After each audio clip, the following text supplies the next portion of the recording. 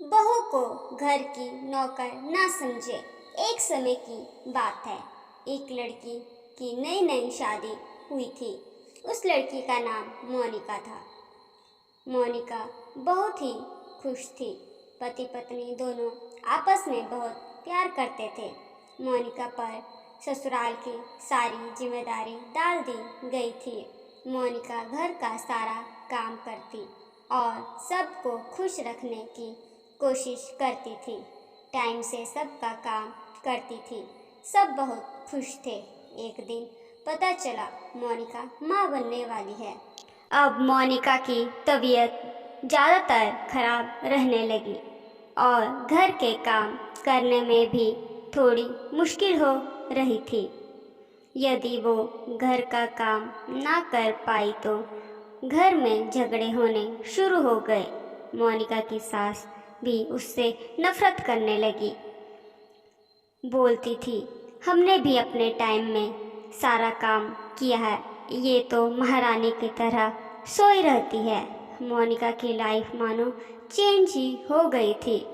उसे कुछ समझ नहीं आ रहा था कि वो क्या करे। घर का काम जितना हो सके वह करती थी। मोनिका का लास्ट मंथ चल रहा था। एक दिन अचानक उसके पेट में बच्चे की थैली फट गई और सारा पानी बाहर आने लगा, जिससे मोनिका बहुत घबराने लगी। उसे नहीं समझ आ रहा था वो क्या करे। दूसरे दिन जब वह हॉस्पिटल गई तो डॉक्टर भी गालियाँ देने लगे कि तुम इतनी देरी से अस्पताल क्यों आई। डॉक्टर ने उसे गोली खाने को दी और उसे रेस्ट करने को कहा।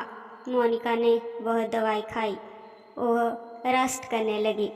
उसके बाद उसे बहुत पेन होने लगी।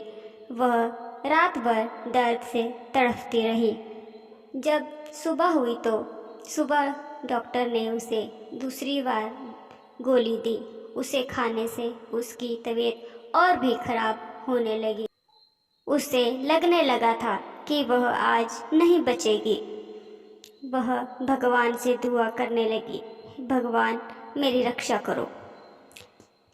सुबह 10 बजे के करीब उसका एक प्यारा सा लड़का हुआ।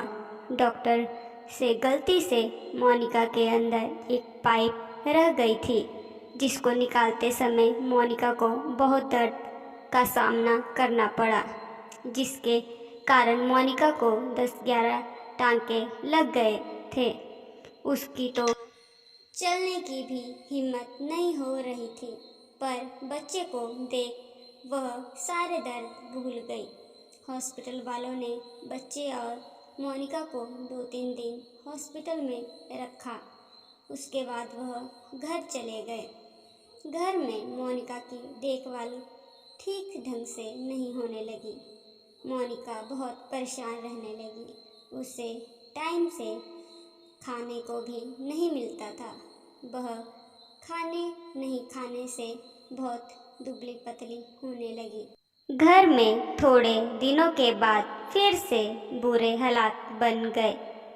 मोनिका अपने बच्चे के सारे काम खुद ही कर लिया करती थी। मोनिका के तो अभी तक जख्म भी नहीं भरे थे। उसकी सास बात बात पर घर के काम के लिए मोनिका को ताने मारने लगी। मोनिका को अपने मायके की बहुत याद आने लगी। मोनिका का पति भी अब मोनिका का साथ नहीं देता था।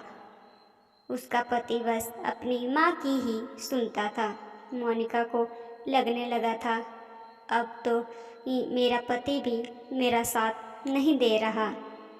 वह करे तो क्या करे, उसे कुछ भी समझ नहीं आ रहा था। वह सोचने लगी, मैं थोड़े दिनों के लिए अपने मायके चली जाती हूँ। थोड़े दिनों के बाद जब सब कुछ ठीक हो जाएगा मैं वापस आ जाऊंगी। जब मोनिका घर गई उसके घर वाले बहुत ही खुश हो गए। सारे बच्चे और मोनिका से बहुत प्यार करने लगे। मोनिका की माँ मोनिका की बहुत सेवा करने लगी।